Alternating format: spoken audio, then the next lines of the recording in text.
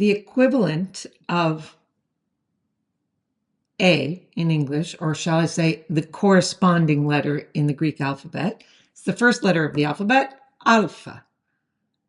The uppercase looks just like our A, and the lowercase can be written like this or like this.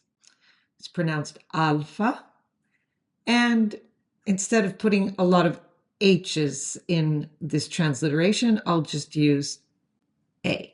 But it stands for A, alpha, as in Father, Carl, Martha. Not A as in Kate or Jake or bake or cat. None of those. Just A. So the word on means if. If you learn Greek, you will be very happy. This means if. In uppercase, it looks like this.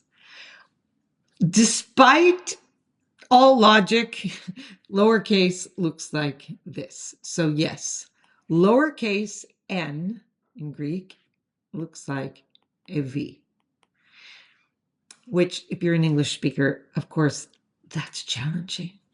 But start with this word and you'll start getting used to it right out of the gate. Another word you might recognize is amin. Well, when I say recognize, I don't mean recognize like recognize, but the word amen in English is amin in Greek, and it's written like this. And yes, this lowercase e sound, which is the letter ita, looks like our lowercase n. I'm sorry, I didn't invent the system, but the letter is ita. And in uppercase, it looks like our H. I know. It's challenging. But if you learn these two words, on and amin, and right away you start getting used to the lowercase ni and the lowercase ita and the uppercase ita, you'll be on your way with other letters of the alphabet that can be more challenging than alpha. So let's start with love, right? Agapi. Agapi is the noun love, like the thing, love. The verb to love, or I love, is agapo or agapao. Agapao. It sounds very similar to pow, but it really is pao. If you said it very slowly, you would hear agapao. But when you say it normal speed, agapao. So, agapi, agapo, and agapao. Agapao. Now, I realize that there's the elephant in the room, which is the rama. That's another letter we just got to deal with right out of the gate. So let's write and speak.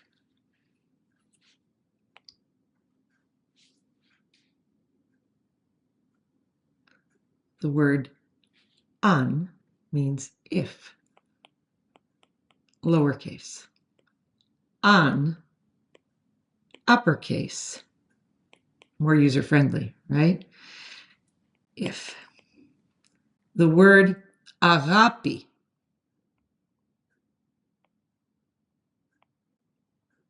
means love. And this letter here,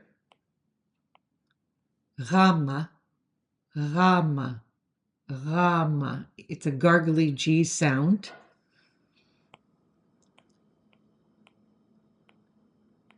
You can see it sometimes written like this and sometimes written like this. And in transliteration, sometimes it's written like this and sometimes it's written like this. So, r, ra, Like when you go to the eye, not the eye doctor, the ENT, the ear, nose, and throat doctor, and he or she asks you to open your mouth and say, ah. That's the gargly G sound. If it doesn't come naturally to you at this out of the gate, I keep saying that in this video, fear not, you'll get it. And if you don't get it easily, call me.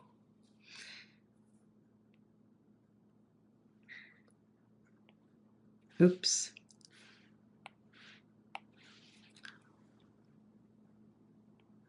A, ra, po. I love. Se, a, ra, po. Se, a, ra, po. Sa, ra, po. Tell someone you love them. So this little se means you. This means I love. I love you. You I love. And in this case, we have an elision. We've just taken out the epsilon and we have sarapo. Now, there are two versions of the word arapo. One is arapo, and as I said earlier, the other is arapao. A, ra, pao. Arapao. Arapao. Se. I know. I know. It doesn't look like something that should sound like s, but that's what it is. Se. A. Ra. Pao. Or